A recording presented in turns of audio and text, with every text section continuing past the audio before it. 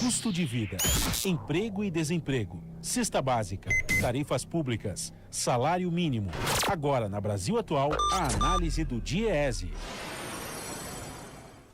Hoje com a Patrícia Pellatieri, coordenadora de pesquisas do DIEESE. Olá, Patrícia, bom dia. Bom dia, Marilu. Bom, vamos repercutir aqui uma fala do ministro da Economia, Paulo Guedes, né, de que é possível criar milhões de empregos se encargos trabalhistas forem zerados. O que você achou disso, hein, Patrícia? Na verdade, é mais uma ilusão criada aí pelo ministro Guedes, como diversas outras que ele vem falando sem nenhuma base técnica. E essa é mais uma, porque mesmo entre os economistas liberais, e nós estamos falando aí do economista Marcos Lisboa, é claro que a desoneração da folha, ela não é um gatilho óbvio para a geração de empregos.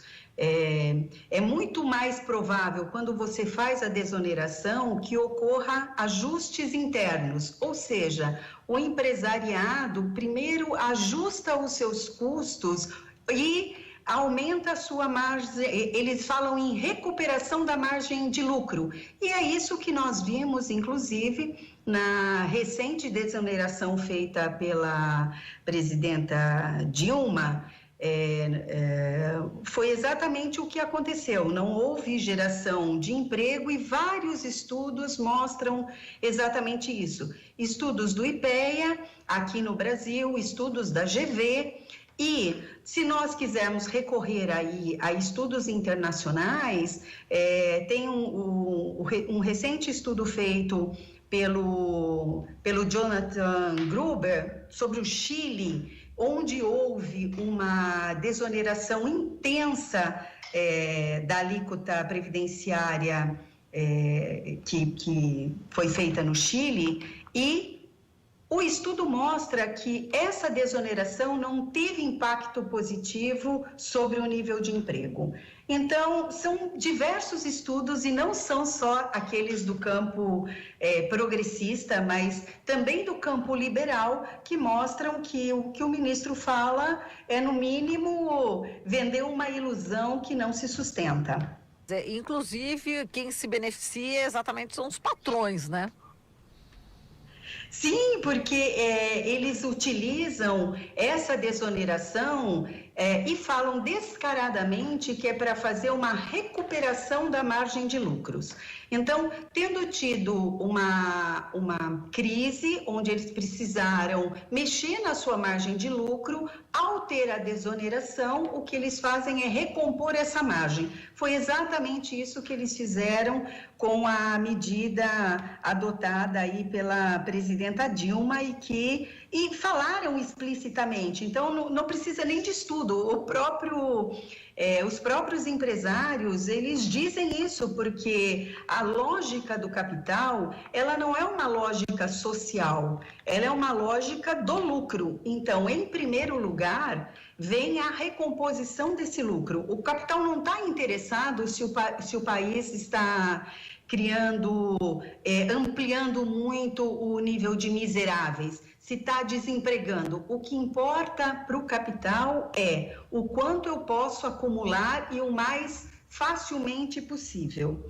Então, na verdade, o que define a geração de emprego, que é uma das coisas que o ministro Guedes tem dito, né, que os encargos trabalhistas vão aumentar, a desoneração dos encargos vão aumentar a produtividade e vão gerar muitos empregos.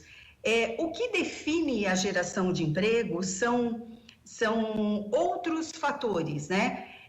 Tem muito a ver com a questão da demanda.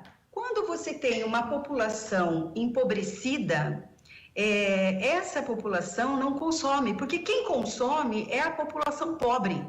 Toda a sua renda, ela vai para o consumo, e é isso que faz girar a economia. Quando você não tem demanda, você não tem a decisão de investimento. A decisão de investimento, ele tem uma lógica, ele só vai produzir mais se ele tiver para quem vender. Então, essa fala de que a desoneração ou a flexibilização trabalhista leva à geração de emprego, ela não se sustenta. No caso da produtividade, Marilu, se você me permite, é ainda mais grave, porque a produtividade é mais do que comprovado que ela só acontece quando você tem melhores condições de trabalho, quando você tem trabalhadores satisfeitos, envolvidos. Então, todas as medidas adotadas, elas vão justamente na contramão do aumento da produtividade. E vários estudos têm mostrado que os países que adotaram a flexibilização, essa insegurança no campo do trabalho, essa falta de benefícios, a produtividade tem despencado nesses países.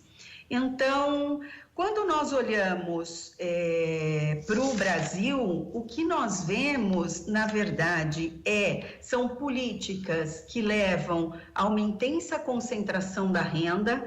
Então, todos os números já mostram isso. De 2015 para cá, nós temos uma concentração de renda muito grande e um aumento do número de pobres e miseráveis. Então, é assustador ver que em 4 anos nós tivemos um salto na extrema pobreza, na miséria, de 4,5 milhões de trabalhadores e trabalhadoras. E não são trabalhadores e trabalhadoras só desempregados, são também, parte desses trabalhadores são ocupados.